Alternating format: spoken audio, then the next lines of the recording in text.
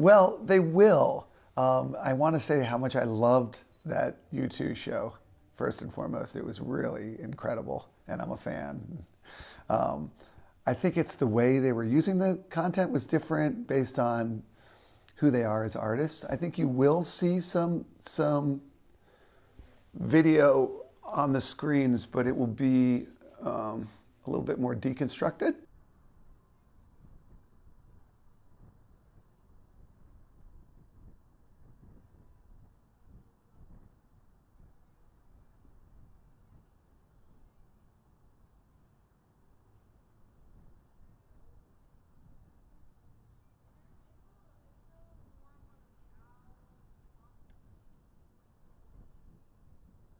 It's going to show the power of the sphere. You know, a lot of artists are going to come in here and they're going to do great things. And I think the venue will grow with each artist.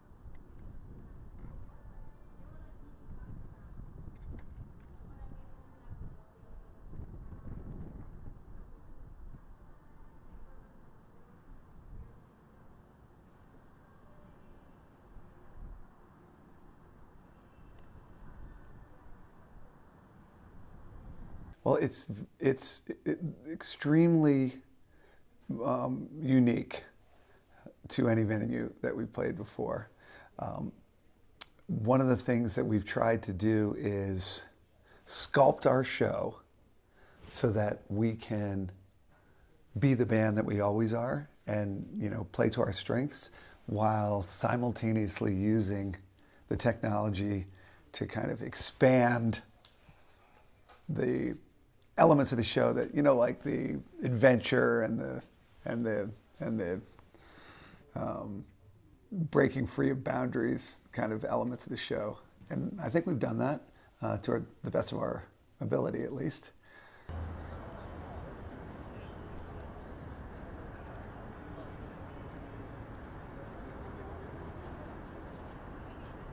Our world is not going to be that different. Here's an exciting thing that happened. We did take a lot of the speakers and onstage sound and we had to get rid of them.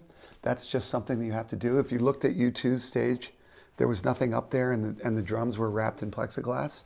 That's because the sound system goes completely behind the band.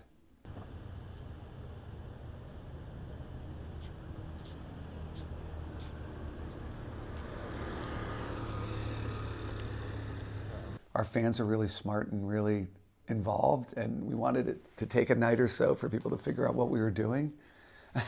Plant a lot of Easter eggs and things like that.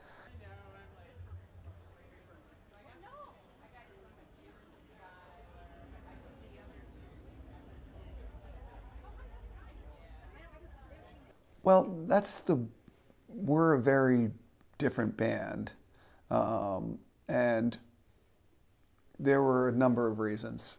The first is that we've never repeated a set and we didn't want to start now. So we created 4 unique Sphere shows, start top to bottom. There was a moment where we were discussing adding shows because the tickets blew out pretty hard.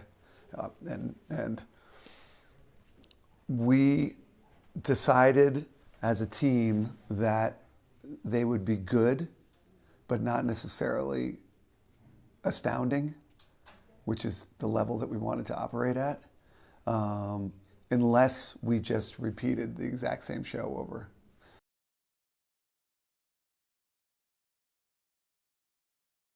Well, we've always enjoyed, I mean, I know for myself, I love coming up with new ideas. And we're in the prime of our career. I mean, everyone, thank God, is healthy right now and relatively young. And we just put out a new album. We love it. We're putting out a lot of new material, and so we're still in the middle of our journey. We hope, given good health. the festival that we're going to do this summer is going to be so cool. We've been working on that too. And I just love that. I love getting up in the morning and like creatively thinking of another cool thing to blow people's minds. I mean, it's like my favorite thing to do.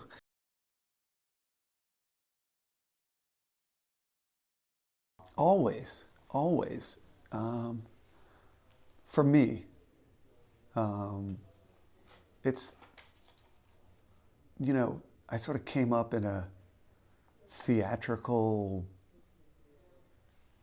family. My daughter is a stage manager off-Broadway and Broadway in New York City. I worked on a Broadway show. It was a great honor, one of the great honors of my life. I met all kinds of people. You've seen a lot of them on stage with Phish every year. That's where all those people came from.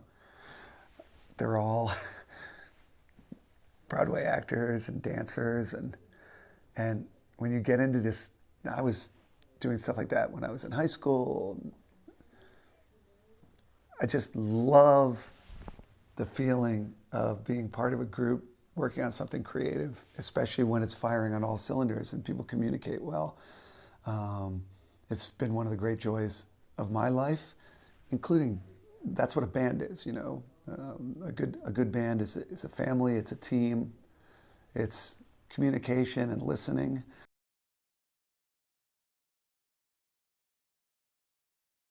The longer this goes, the more we owe the fans. They've supported us for 40 years. Like, it's our responsibility to keep raising the bar, which is a great challenge. And it's very unique. It's really, if you really look at the series of events that we continue to put on, that's the thinking that goes behind it.